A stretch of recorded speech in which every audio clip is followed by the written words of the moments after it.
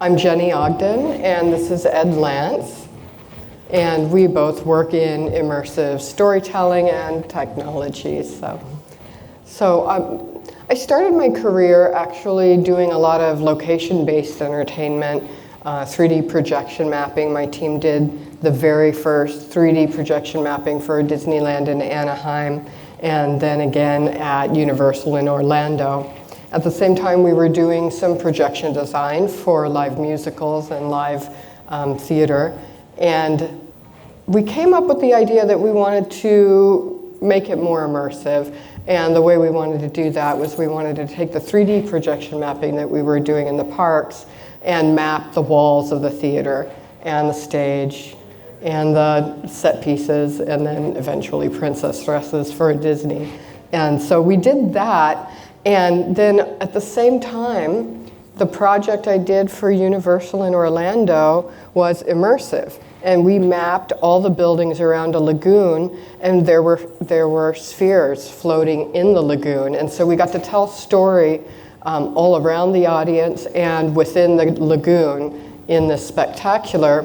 And I was completely obsessed with the spheres. They were interior projection spheres. And the first thing I was talking to them about is like, can we do bigger ones and get inside them? And a few years later, I met Ed, and he had a dome at LA Center Studios and invited me in to create. So I'll hand it to you. Right on, Jenny. Those were really cool domes floating in the lake with the interior projection, but they were translucent, and that was quite a spectacle. My background is electrical engineering. I worked in aerospace for 7 years and decided to make a career change. I left there to work in a planetarium writing code to make the sun and the moon go. And I'm looking at this dome and it's like filling my field of vision. Well, around the same year, early 90s, I went to my first SIGGRAPH conference. And it's virtual reality, the cave, real-time 3D. I'm like, oh my God, these worlds need to come together. What if we could map pixels to these domes? So we figured out how to do that in the mid-90s. Now there's 1,900 digital domes around the world. And we've been producing shows that are in distribution. We'll both talk a bit about that. But I think one thing we wanted to point out is that there's this XR ecosystem that is emerging. And the domes are an integral part of this. It's what we call spatial augmented reality, where you bring the cyber world out of the computer and project it around you, right? Yeah, it's amazing the different opportunities to tell stories and create immersive experiences across formats. And even extending the same storytelling and experiential design across formats and platforms is something that I always love doing. So, yeah, and it's all about world building. So these domes are 360 projected environments. They can be a hemisphere, a hyperhemisphere, whatever, even just curved walls. But the idea is it's a movie screen that wraps around your head, basically. And what's cool about it is you can drive it in real-time 3D. It can be a tour bus through VR for large groups of people.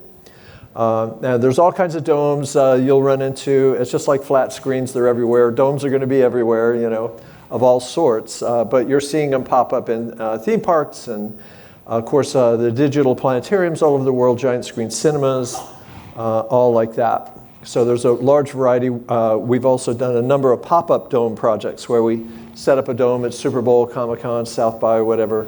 And for big brands, concerts, EDM parties, you name it.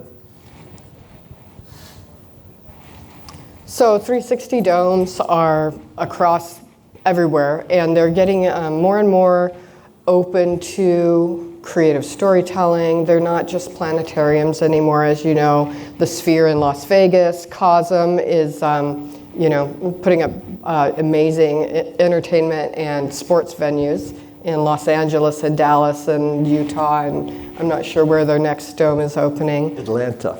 Yes, and I think a lot of people went to Wisdom Art Park in Los Angeles, And that was a park with 5 different domes. It was up for, what was it, 2 years, 3 years? Oh, it was pre-pandemic, and then they reopened after the pandemic, but then ran into permitting issues in the Arts District of LA and ended up shutting down.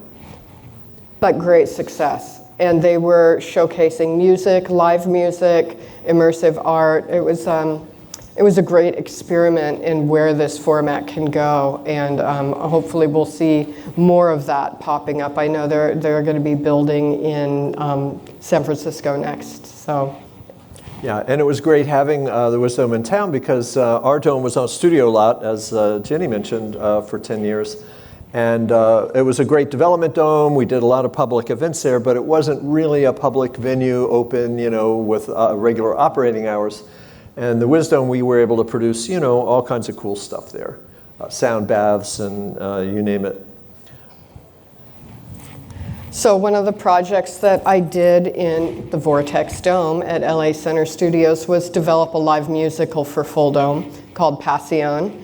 And most of the work that I create that's mine is social impact. So this one is cultural storytelling. And we wanted to tell the roots of Latino culture, starting with Spain and Africa and into Puerto Rico and that whole Caribbean diaspora. But we wanted to tell it in a celebratory fashion. We wanted to celebrate culture rather than focusing in on, there's a lot of obviously negative story around that as well.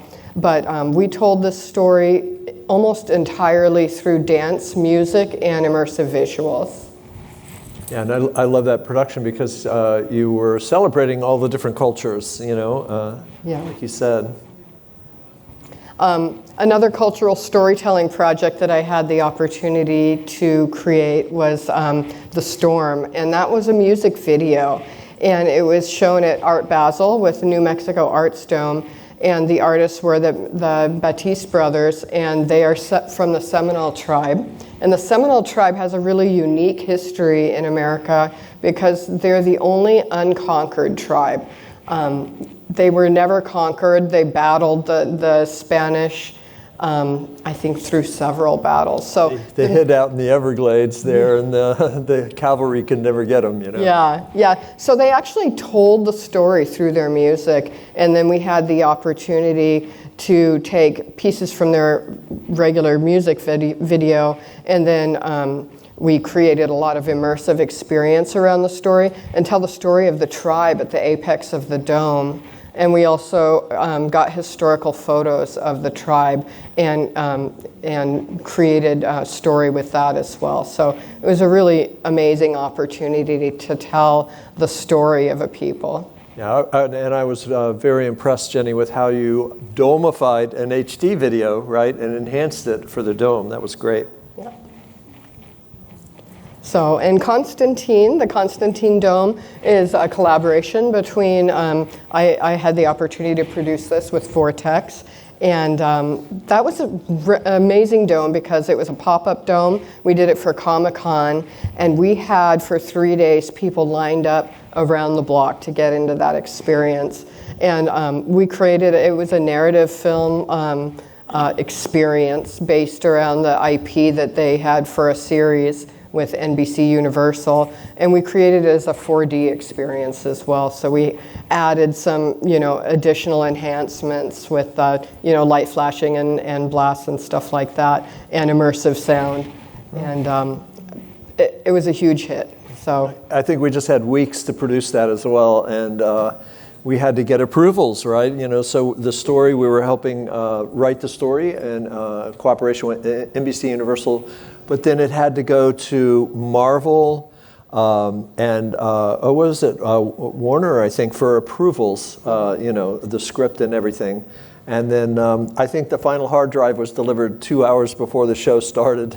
Yeah, there wasn't a lot of sleep during that project, but it was fun, and it was an amazing proof of concept, really, for just this XR experience of Fulldome at Comic-Con, and it was a huge hit. So, and it was interesting compressing it into a really short story and working with the team and talking to them about Think of it not as a script like television. Think of it as a combination between a theme park ride and a story, because we were doing a really short experience and I was cutting the script down with them and they were a little hesitant at first. Yeah, you don't want a lot of talk. You know, the dome, it's like VR where you have a very visceral experience. And if you have too much dialogue, too much talking, it kind of pulls your mind into more of a cognitive mode instead of the affective experiential mode. So when we bring in writers, producers from film or television, they have to learn different storytelling, devices and modality, really. You can't do as many cuts and all like that. So my current project is called Metamorphosis, and it's in development now, but I'm really excited about this one. It's climate storytelling, and really creating it to amplify hope and not live in a doom and gloom experience. It's a social impact project. I plan on touring it through music festivals, bring the story to my primary audience, and then we're doing a mobile game element, so to take from the inspiration from the film into actual impact in the physical world. And so we're doing it's Pokemon Go meets geocaching on behalf of the environment. And we're building a platform right now built to empower and reward activism. Yeah, and I really love this project because, a lot of sci-fi future films about the future are so dystopian, right? And it's like, well, wait a second, if we can't visualize the world as we would love it to be in the future, all we're doing is visualizing, the worst outcomes. We're going to create that if we're not careful, So giving people a vision for how awesome the world could be if we got it together, right, is a really cool way to have a social impact. Thank you. Yeah, and a lot of Vortex's history. We launched in 2007 to build brick and mortar immersive entertainment venues, domeplexes, multiple domes. Including sit-down, stand-up, walk-through immersive experiences. And but in 2008 wasn't a good year to raise money for real estate building projects, and we pivoted into these pop-up domes. We've done like 100 plus of these. I just did one last week here in the Long Beach Convention Center for the scuba show. We took people underwater in coral reefs all around the world, and it's a great subject for the dome, to be fully immersed. But these are just a few of the projects. We've done domes up to 200 feet in diameter. The Dot Party was at the Coliseum in downtown LA. And that was Skrillex and Diplo, DJ Snake, and also Childish Gambino was awesome. 160-foot diameter dome, 2,500 people per show, 5 shows over 3 days. And it just shows the potential of this. I mean, setting up a dome for a weekend, one of these large inflatable structures with 24 video projectors, is a lot of heavy lifting. We want to put the domes up and leave them up, and then bring one show after another and do residencies. So now that the Sphere is launched, it's really helping us to pitch this concept. Now, another project I'm working on I wanted to talk about is Worlds. Worlds is a immersive distribution platform and entertainment company. The 2 flagship shows right now in distribution are Mesmeric and Beautifica, both from artist James Hood. And these shows have sold 1.4 million tickets to date, grossed over 40 million. Running in planetariums, science center domes, it's what we got, right? Giant screen cinemas, IMAX laser domes. We even have a flat screen 3D IMAX version running in IMAX theaters. So what's different about this is that we're really trying to shift people into a positive brain state, happiness, awe. And the cool thing with awe is there's been actually a number of studies of recent on the science of awe. And they're measuring behavioral changes in people, actually, who experience awe. Things like less fear of the future, less need to be right, more altruistic and pro-social, more creative. Like the world kind of needs that right now, you know? And so, you know, we want to get these shows out there in a big way and really help people to shift into these positive brain states. Thank you.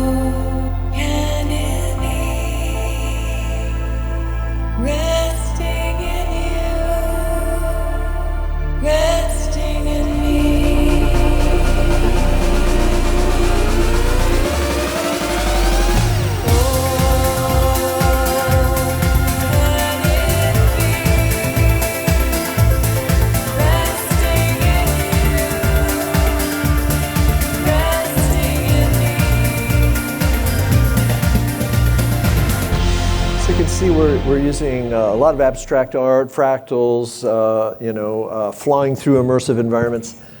And what's interesting, I've been sort of a collector of visual and musical experiences for a long time, with DVDs back when and all, and VHS tapes originally. But when you do this, when you put the immersive art all around you and you're moving through it, it's such a powerful psychological effect. And actually a great time to mention, Ed, what you guys have done with Worlds and unlocking the planetarium space to more alternative and creative content. It's just opening up more and more distribution opportunities for this amazing immersive XR format. It's shared reality. I love VR, but the embodied experience that you get in Fulldome is similar to VR, but it's in a shared experience. Ed and I are both on the board for Dome Fest West, which is a Fulldome film festival, and that was in May in Colorado. And I have to say I was really impressed with the level of filmmaking and storytelling that we got to see. More and more people are really jumping into the format. And so the pictures were from the actual awards festival, and a couple of my favorite films. Secrets from a Forest was an amazing film, and the cinematography was, feature film quality. It was just amazing. And then the children's formats, really great use of the dome and capturing imagination, and a lot of conservation messaging as well. So just beautiful. Mm-hmm. And God, Science, and Our Search for Meaning was one of my favorites because it really broke the mold of planetarium programming. This is a daytime educational planetarium show. These are STEM education institutions largely. We do our entertainment programming by renting out the theaters at night and selling our own tickets and our own marketing and everything like that, right? It's a heavy lift. But the planetariums themselves are now branching out and exploring and speculating, and it's really cool to see what's going on in this space.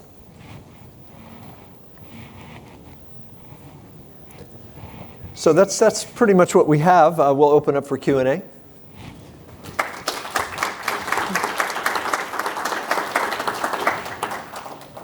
Just a quick question.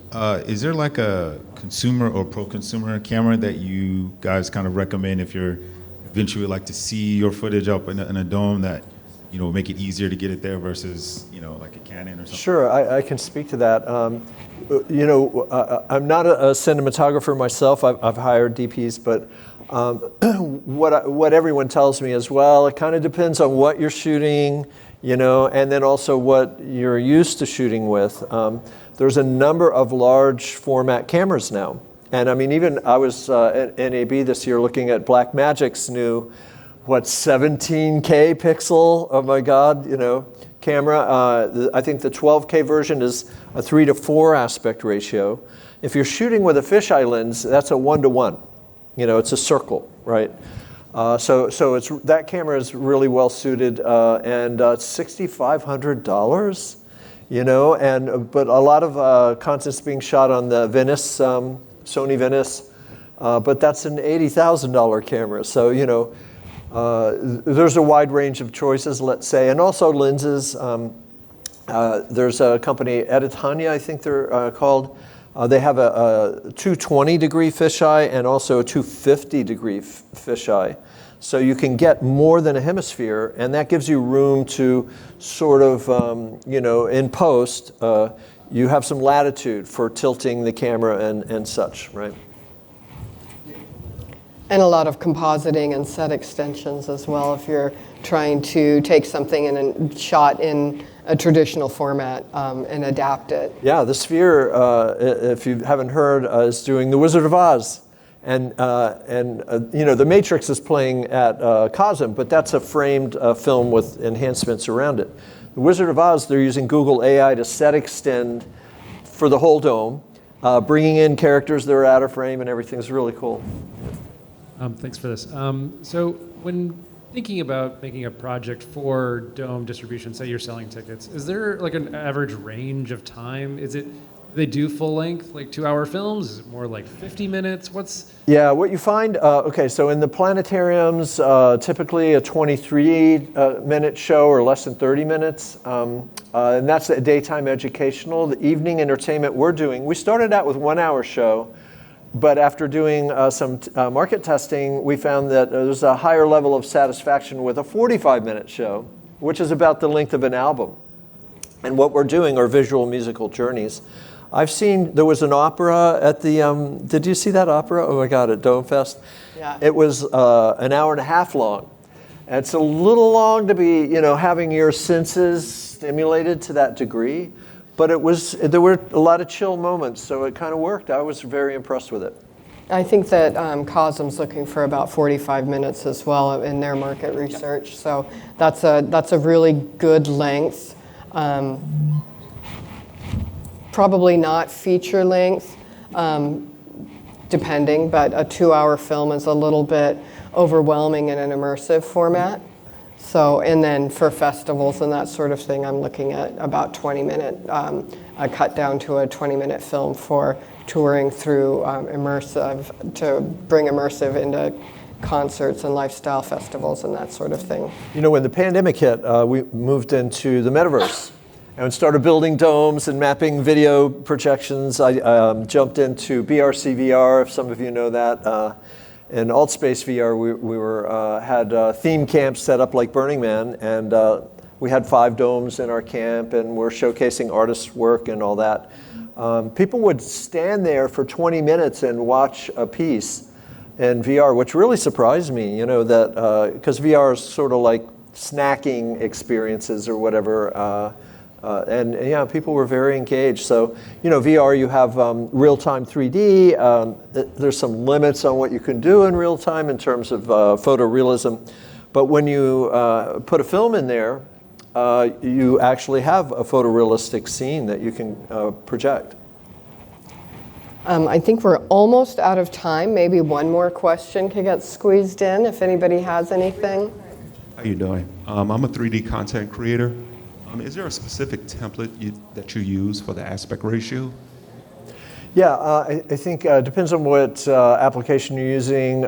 We've used Maya, C3D, 3ds. It's like now everybody's moving to Unreal. Unreal, yeah. And they all have equirectangular, output, right? So you can render full 360, and we're typically rendering out full sphere, and then you crop it to a hemisphere for the domes. So you have a VR output and you have a dome output from the same render pass. Now, when you crop it to a hemisphere, you have to decide which hemisphere you want in, on the dome, obviously. There's a huge mix of dome, and this could be an all-day course because, there's domes that are tilted, like the Sphere is 30-degree tilt, the same as the OmniMax in 1973. If you're producing in VR or creating world building or virtual environments, that can map easily to the dome. You just bake it into pixels. You can do real-time 3D. It gets a little complicated. Most theaters aren't really set up for that, but all of them can run a dome film 4K by 4K fisheye frame. Well, in the format, the VR format, you can slice it in half and it'll work in Fulldome format. Yep. So depending on the project, you might need some minor modifications, but as far as the format, you just slice it in half and you've got a dome film. And I think we're out of time. Yeah. Thank you guys so much for joining us. Rock and roll. Thanks.